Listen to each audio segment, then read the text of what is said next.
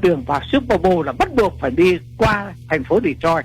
Thành ra Listening to KALI FM Santa Ana, Los Angeles. This is a test of the emergency alert system.